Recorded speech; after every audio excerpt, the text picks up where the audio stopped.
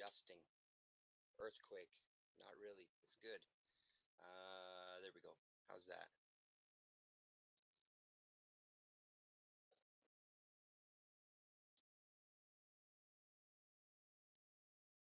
Much better. How's it going? What's going on? That started instantly. Usually there seems to be a bit of a delay. It all of a sudden took me by surprise. What up?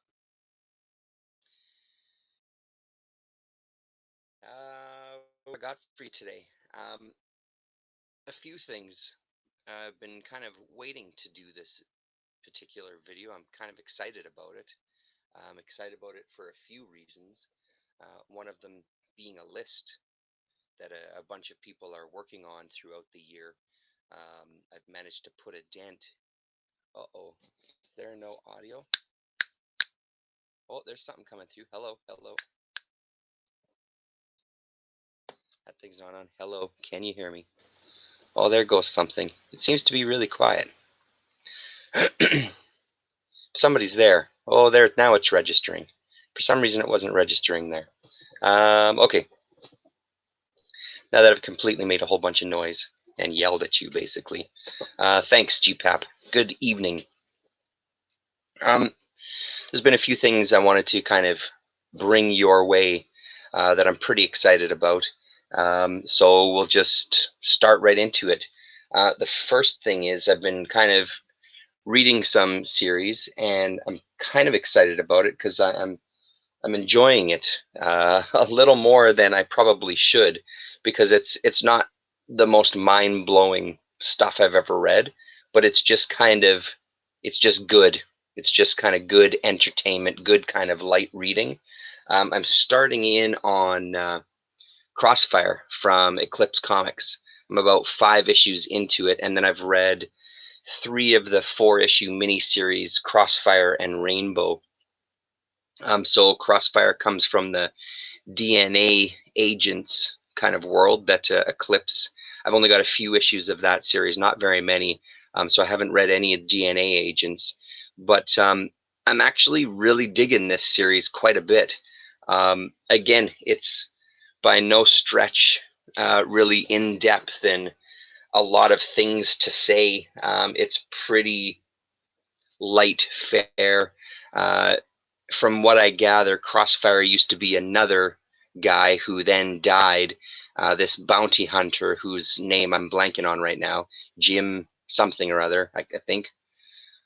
Mullaney or Mulvey or something like that. He takes over as Crossfire, and Crossfire was kind of like a criminal, which also feeds into a sense of kind of what I'm getting from this book. There's a little bit diabolique, a little bit Fantomas kind of look to it. There's something in that kind of Italian world that strikes me about this book, not only with the way that well, actually mainly with the way that he looks, but also kind of the goings on. There's sort of a that kind of European sensibility to it a little bit.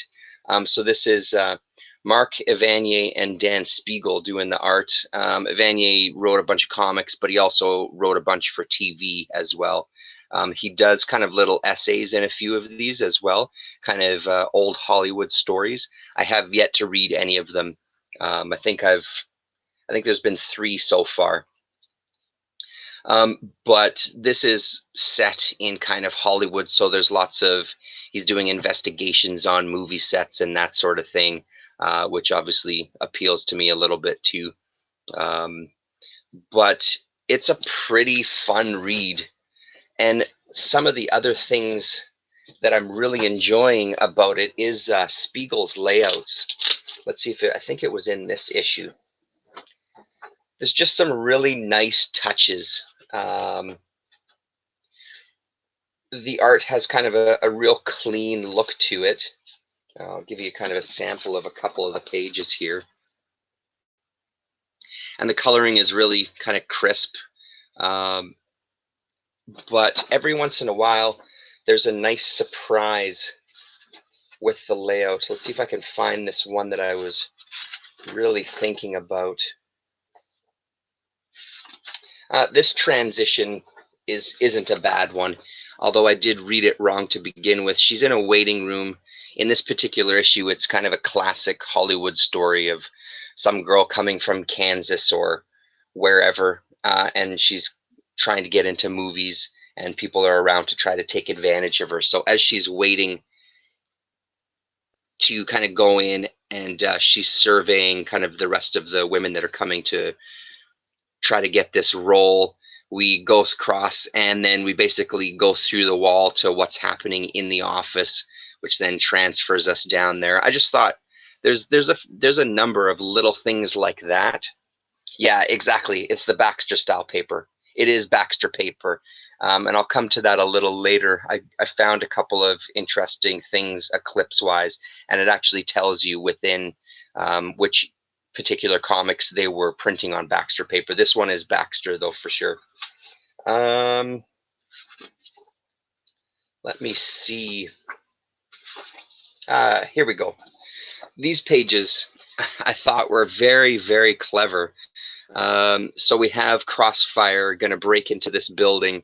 The building is kind of these internal panels, and even where he goes down into the vent, it leads down into the panel that he first kind of starts off in it. And then as he goes through, the only small thing, it would have been great if he would have flown out this window as they throw him out the window, but instead he kind of falls from up here. But I really like stuff like this. Again, it's not breaking new ground and oh my god, that's mind blowing and what a freaking genius. I just think it's really nice little touches like this really help you or help me enjoy the story all that more, because I didn't expect things like that. I'm really liking it quite a bit. I also like the coloring on this last panel here. So he finally, at one point, he climbs up the mast of this ship and he gets shot and falls into the water. And look at this panel. I love it. Love the layout. I love the colors, and just the way he's kind of offset in red amongst that kind of really nice aqua greeny blue color. I think is beautiful, with just one small text box with her and her reactions on the other side and the reactions of people. Concluded next issue. There's parts of this also that read, they have a little bit of a feel to me of the Mystery series as well. The Mystery stuff is definitely much grimmer, but the early issues of Mystery, where they weren't as kind of heavy yet, I see some crossover with the style that both are written in. I guess this Crossfire character also, I have the issues. I've never actually read them. Now that I'm in this world, I'm probably going to read. At one point, Eclipse had a mystery comic. I think it was only 2 issues, called Who Done It, and it was Evanier and Spiegel doing that as well. And it was with this Crossfire character as he was trying to solve a mystery. And the whole premise of it was that they put the mystery to the readers, and it was up to the readers to solve the mystery, and whoever was right would win $1,000 was their prize that they were promoting for it. So I want to give those a read after I've finished. And here we go. And this is number 4. The pretty great cover. Even later on in the series, the covers kind of remind me of Mystery as well. It might be in the other stack. Stuff like this, like, it's a fantastic cover.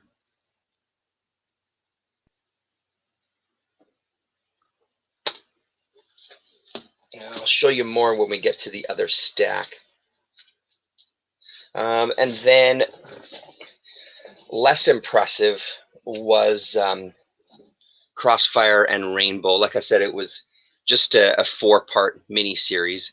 I've read the first 3, and it's just okay. I didn't enjoy it anywhere near the degree that I was enjoying just the Crossfire series. they play up this, they're going to get in this relationship and they're trying to be intimate, and they, I don't know, it drags through the 3 issues and it just really seems forced.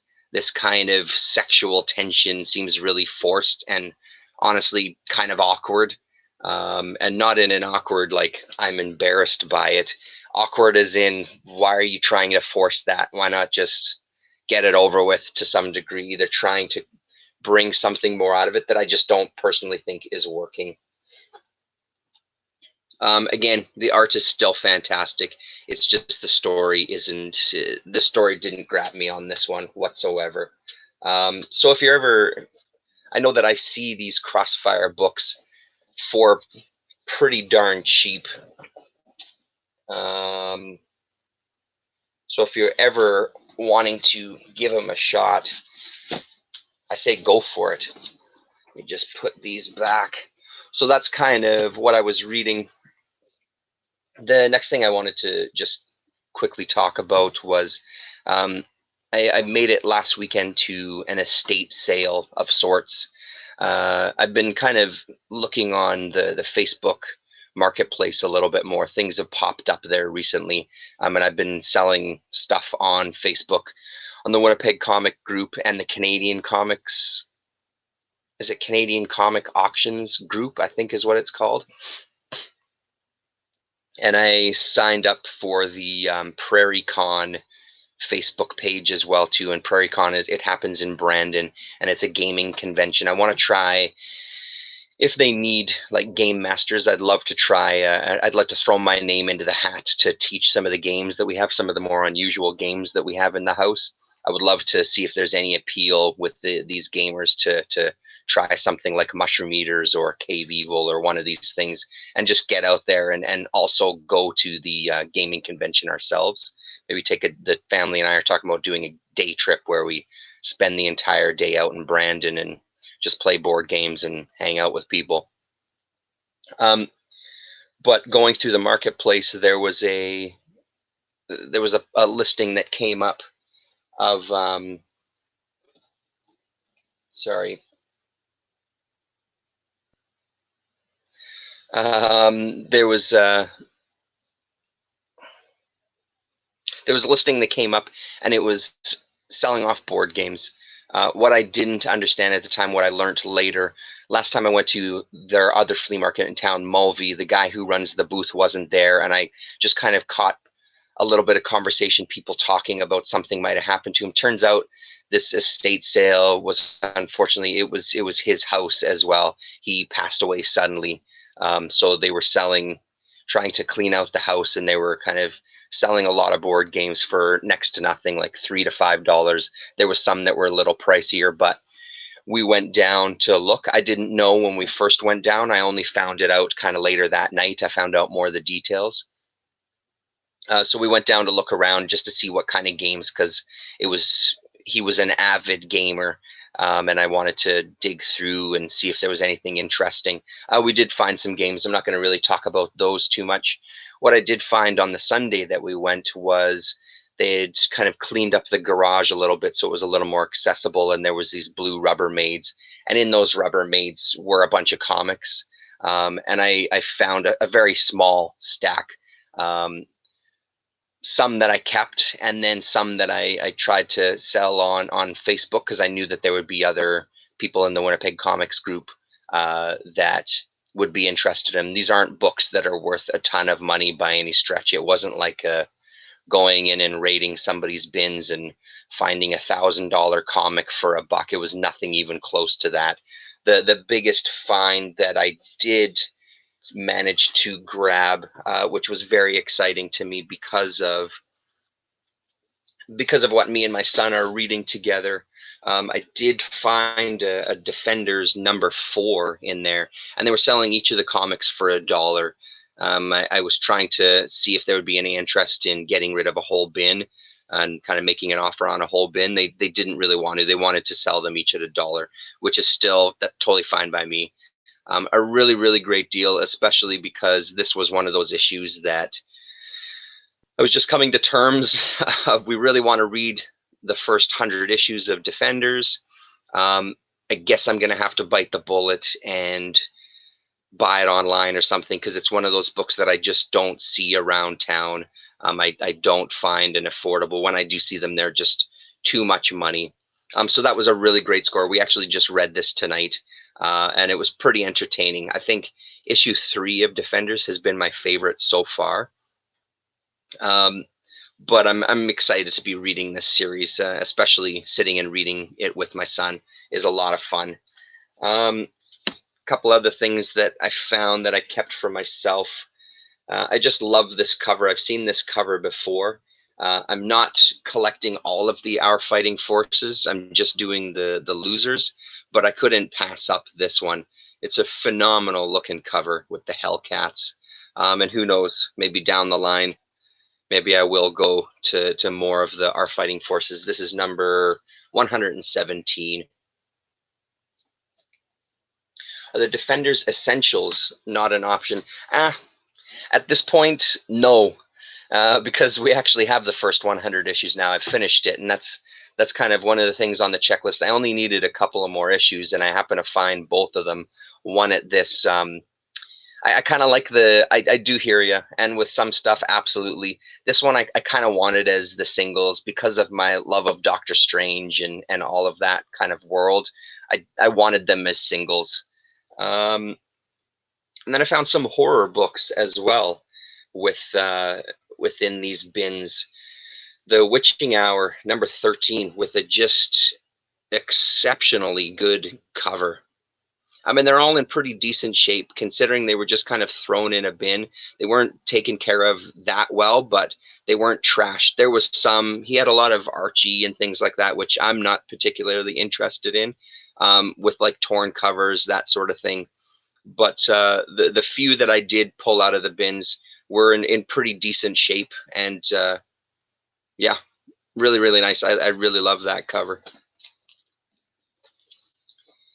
Witching Hour number 23.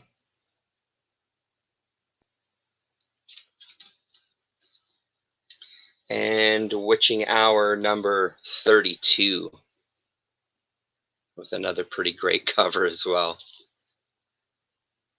It's 12 o'clock, dear. We're safe from the Thing. What evil taunts this house? Pretty great. He comes bursting out of his clothes. And then more on the horror tip. This is Ghosts, issue number 6. These early issues of Ghosts with this kind of paper scroll type of cover are just incredible. I saw some more recently at the last big convention, but they were just priced too high. Even at 50% off, I just didn't really want to dive in. But for a buck, I will grab it. One that's been on a list for a long time that La Raza had shown, and it's been on my list because I love this cover. I love the colors so much. I think it really, really works, even if some of the red is maybe wrapped around their face a little too much. This is House of Secrets number 100. Yes, 100. And there you go. It's just a phenomenal cover. As soon as she showed it in her video, I was completely taken by it. That green and the red, and it's just fucking beautiful. Really, really nice. So very excited that I found that. Every time I go looking for House of Secrets and I look for number 100, it's always one of those that there's 97, 98, 99, 101. It just never seems to be there. So I'm really, really excited that I managed to snag myself a copy of that. So that was from the estate sale. So because I was putting some up for auction, I paid a little visit to, this is from Price Guide number 13. I paid a little visit to Comic World online. Comic World pretty much only exists online. There is a Comic World booth at Thirsty's Flea Market, but Comic World is kind of, I've talked about it before, of the importance in my life when we used to go there, but it's also, I didn't realize how much. I knew that it was a pretty big staple with comic distribution, I believe, across North America. But I didn't realize, I guess, to the degree.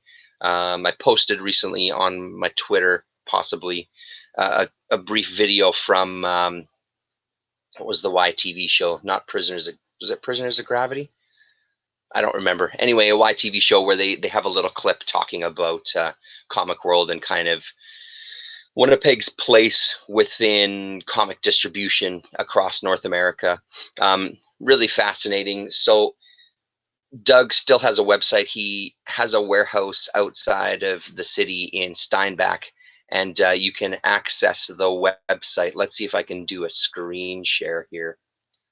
Let's see if I can figure out some of this technology. This one here.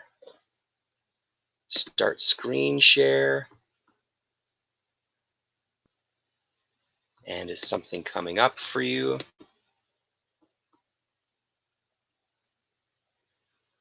It doesn't look like it. No, it's not working. So let's close this. Anyway, so it's dougcomicworld.com is what the website is. There, it flashed there for a second, but it doesn't seem to be working. Anyway, stop screen share. Stop. Anti-gravity room. Thank you very much. Anti-gravity room. So anyway, when you look at Doug Sleepa's Comic World, he's got everything laid out, and it's an incredible site. You could spend days looking through it. So dougcomicworld.com. Unfortunately, it's one of those things, because he has such a huge stockpile, not everything is priced. So you kind of send him a list. He recommends about 25 to 30 books.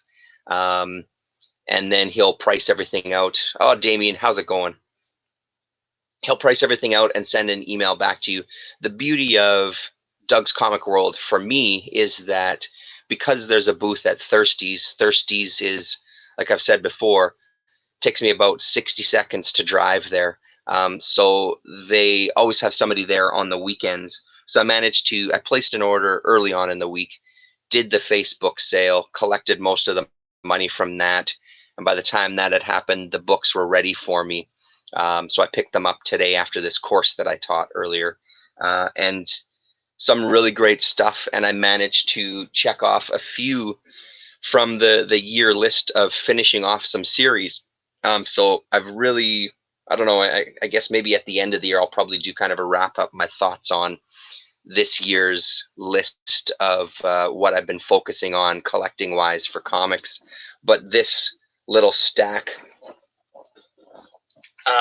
puts me in a really great place. So normally, so that's what I managed to grab from him. Normally I'm just not the craziest about going to places where there's no prices listed. I feel, especially when it comes to online, I feel that there's a commitment just by sending a list, that I've sent this list, so now I need to pick up this stuff.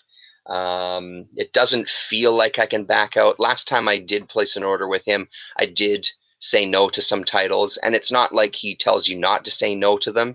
It's just there's that implied sense for me that he's gone through the trouble of pulling the books and pricing them. I guess I've got to buy the ones that I've got to buy. Luckily for me, a number of these did have prices on the website, so that made it a little easier. And the ones that didn't have prices, I knew that they were only going to be $1 or $2. I knew that they weren't going to be really high-priced books by any stretch. And then the other beauty of him sending stuff to the city is I don't have to pay for shipping. He says if you pay cash, there's an extra bit of a discount. So I managed to get that as well, which is all just great. So we'll hit this.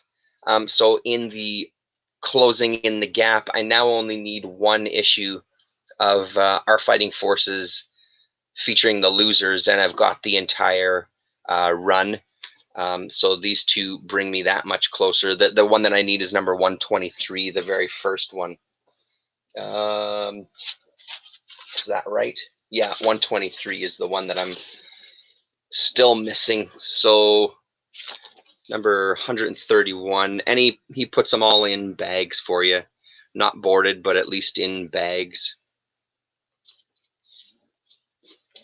123 and 157. So that's pretty darn exciting. I'm just going to be sitting tonight to flip through some of these.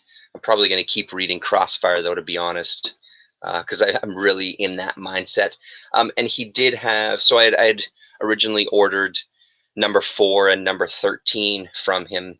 I guess maybe it was late in the week, but then I found that one on Sunday.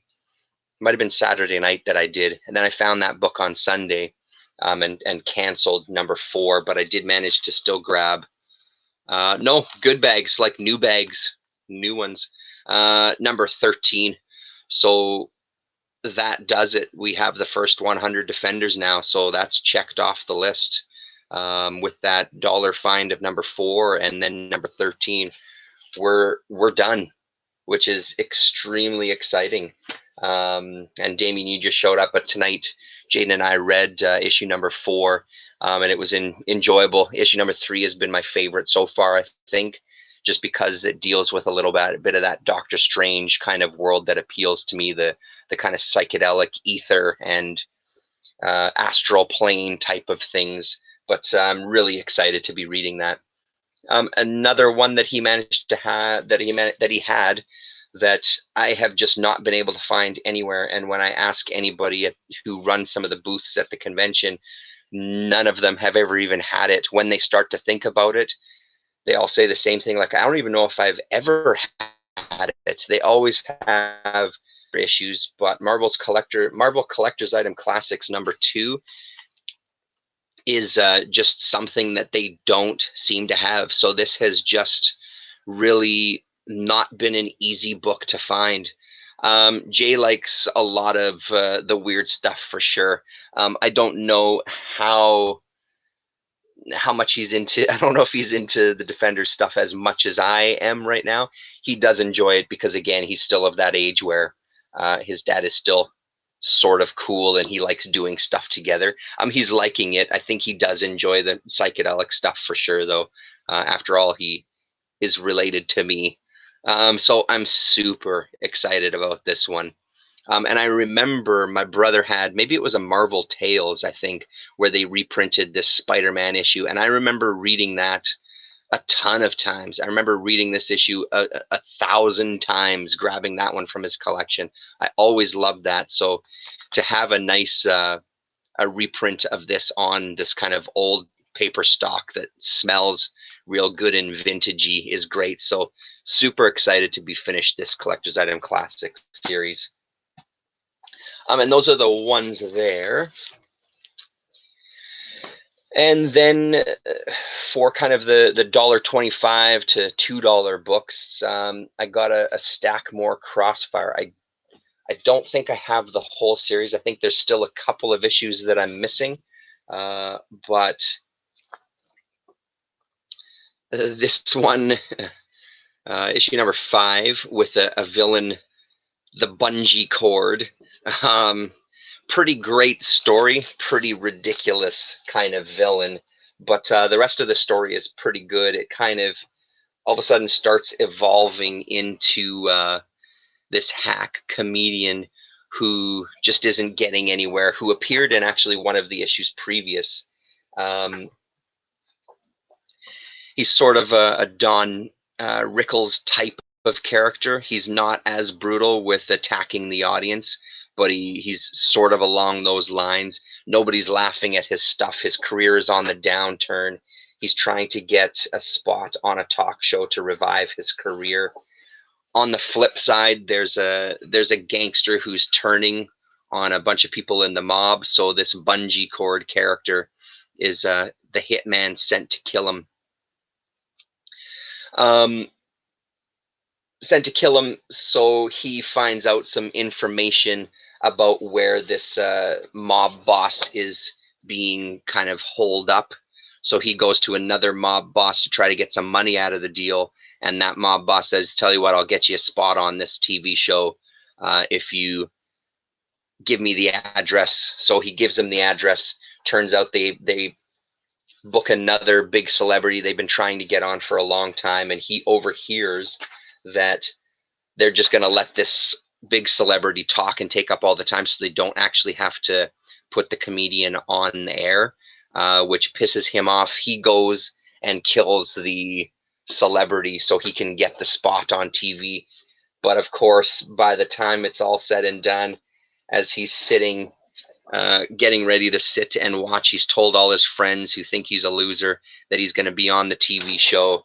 Of course, the TV show is interrupted by the news report about the death of the television celebrity, which then kind of upends him. And as he goes, he finally has his moment in the spotlight as the cops have surrounded his house. You know, it's entertaining storytelling. Is it breaking any new dimension when it comes to how you tell a story? Not at all. But it's good fun. It's really, really good fun. How many people on the North American continent are collecting Crossfire? I wonder. Me and about 1,000 other people, surprisingly. I probably me. That's probably it. So that's a fun one. So I'm probably going to keep reading that tonight, I think. And then I got number 8, and then this is when Rainbow starts to make an appearance. Very Dave Stevens looking rainbow on that one. That is Spiegel that's doing that drawing, but there's something very Dave Stevens about the voluptuousness. Number 13.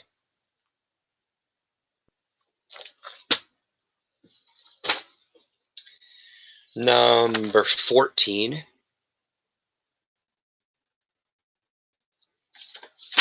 Movies. Number 15, The Most Dangerous Man in the World, a sort of true story.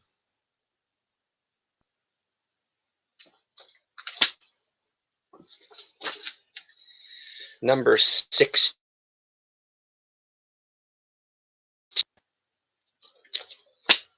And this is one of the covers that really reminds me of Miss Tree. There's something about the use of colors on this cover that really reminds me of the Miss Tree series.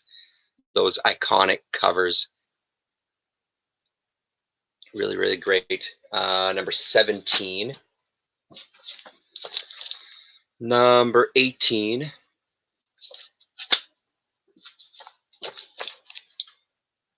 Number 19.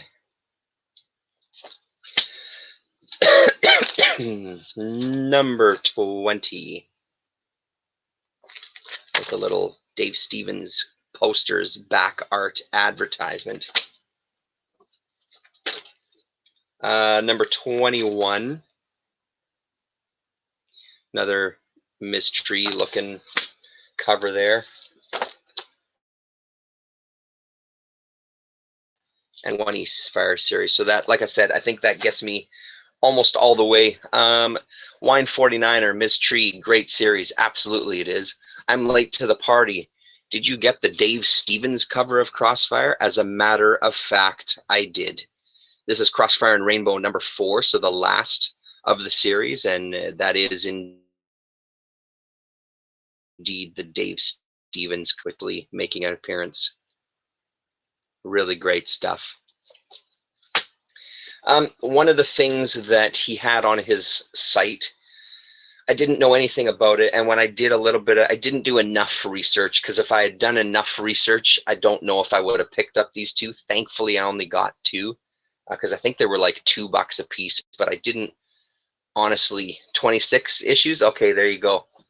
So, yeah, and so I have the last issue. I think I'm missing 2 from the run. I guess Eclipse at the time, they had a thing called Eclipse Extra, and I had a look on mycomicshop.com just to see the covers, to see if it was something that I would be interested in, and there was one that had Scout on the front, so I picked up the Scout issue. And what this is, when I got it, it's just a one sheet for stuff that was going to be coming out from Eclipse. So mildly disappointed. I mean, I'm glad to have anything Eclipse, but if I wish I would have looked a little more in depth as to what exactly I was buying. I knew that it was going to be kind of like a previews. I knew that it was going to be like a previews type of issue, but I didn't know that it would be that minimal. So let's just see here. Maybe. Sorry, just number 12. No, I don't actually have number 12. So it looks like I'm missing number 12 and number 22 and 23, and then I'll have all of the Crossfire issues. So no, I don't have number 12. So I'm missing. He had them. I'm assuming he didn't have them on my on Comic World, because I would have jumped on them.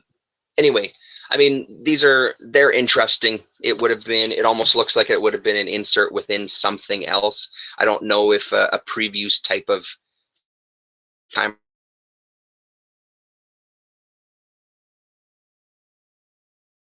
or how again was time that these were getting released.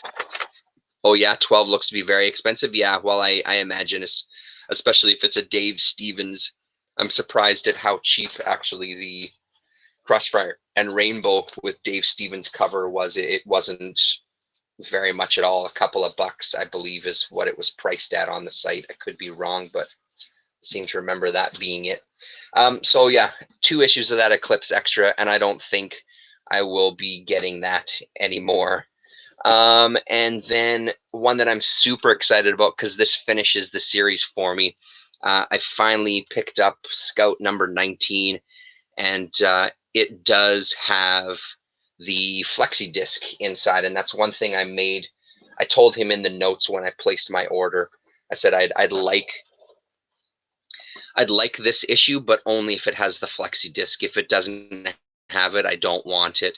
So it does have the record in there, and amazingly enough, side 1, a soundtrack for pages 19 to 21 of Scout number 19. So not even for the issue, for those pages specifically. And then the B side is just something called the Double Moon Stomp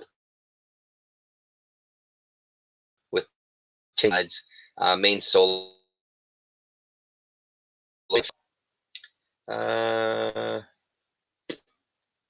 Or maybe not. No, Paul Vignori, I believe is what that says, doing vocals.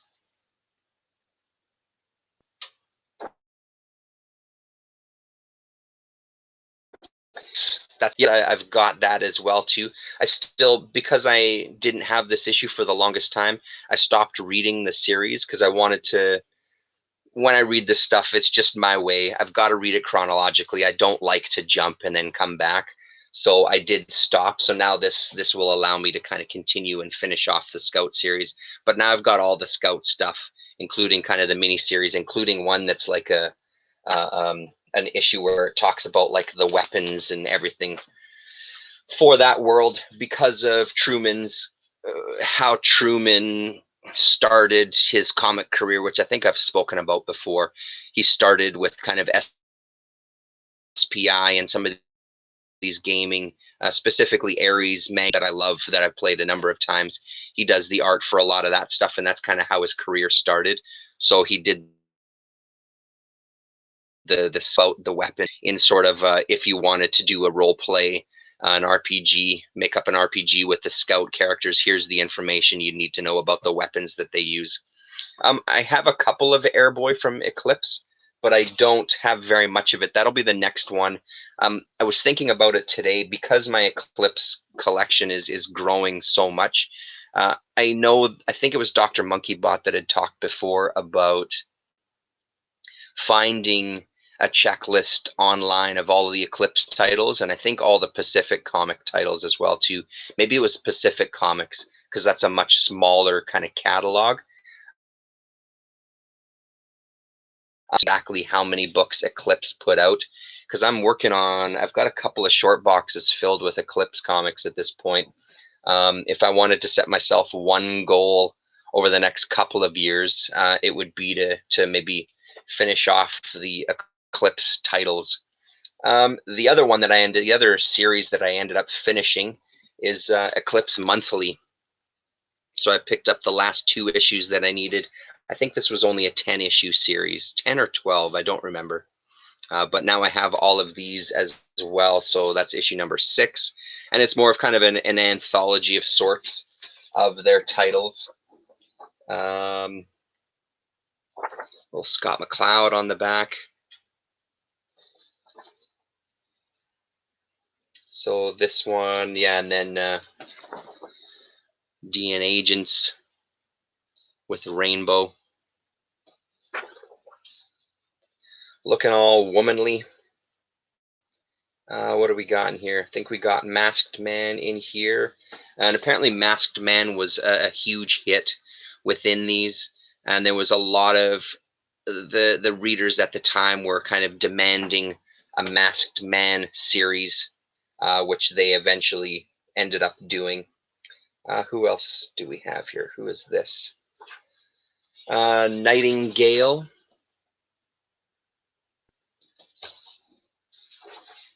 Mark Vanier and Mike Sikowski doing that book or that story. Oh, and then, oh, this art looks not too bad either. Little Western themed tale here. And this is Carlos McKellar, the Californio, written by Christy Marks and illustrated by Peter Ledger. So there you go on that. So that's pretty great. So Eclipse Monthly number 6. And to finish off the Eclipse titles, Eclipse Monthly number 2. So that gives me all the monthly. So that'll be next on the list. I have a feeling, well, I don't have a feeling. I'm going to be digging into some more Eclipse titles for sure now that I'm completed a bunch of this stuff. Once I'm finished my Crossfire, I'll probably finish off Scouts and then go to Eclipse Monthly. And then another 2 titles that I come across every once in a while, and I finally just figured, you know what, I'm just going to bite the bullet and just grab them. This one here, yeah, very nice cover. Featuring Rio. Doug Wildley is the signature there. I come across them every once in a while, and every time I've flipped through them and kind of read bits and pieces, I do enjoy it. And I know Dr. Monkeybot was also, it is indeed, Dr. Monkeybot was also raving about, or maybe not raving, but telling me about this title before, because it's something that I believe he's found. Evangeline, put a dent in some Evangeline. So this is for Comico. They only did the 2 issues. I have issue 1 already, so this is issue number 2 with a nice wraparound cover here.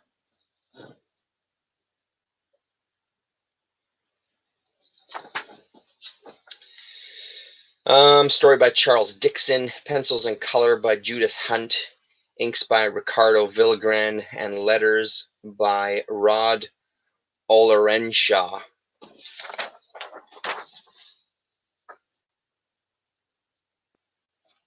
So that'll be pretty great. I'm looking forward to digging into this stuff too. There you go. So that finished off that. Then she had a First Comics series as well. And I don't know if these issues give me that whole thing, because I think this was only like a 12-issue run as well. We can check right now. Let's have a look. Evangeline. It was a 12-issue, but no, it doesn't give me all of them. I have the first 8. So there we go, number 2.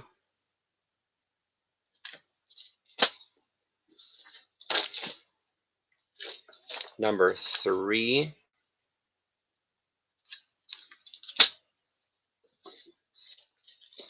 Number 5.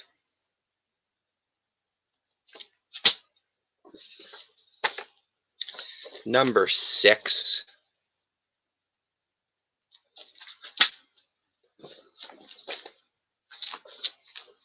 7. A little bit of an awkward looking cover there. Not sure what's going on there. And finally, number 8. So that'll be interesting. I've never heard that. I haven't heard that much about this series. Over the past little while, I've heard mixed things about Dixon's writing, but again, I'm willing to give it a shot. And finally, for this evening, thanks very much for sticking with this. Another one that's just been, there seems to be a theme with some of the stuff I'm reading lately. This is Whisper from Capital Comics, this one. I think this was only 2 issues as well. So that's Whisper number 2. So now I've got both of those. Was there a special for this one as well too, or was that for Evangeline? No, there was an Evangeline special, a 1-issue special. For Whisper, oh no, there was a special for Whisper as well too that I have. So Whisper, surprisingly, volume 2, I think it went to like 26 issues when I was looking on my CLZ app. Actually, no, even more than that, 37 issues, all the way to 1990. Started in 1986 and went to 1990. So then from the volume 2, so the special was its own thing. The Capital Comics was considered volume 1. The first comic series was considered volume 2. Issue number 1.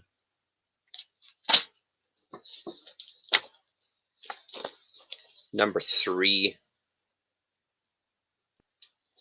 This one, I remember the issues that I've had and I've flipped through, I wasn't as taken by them as I was Evangeline.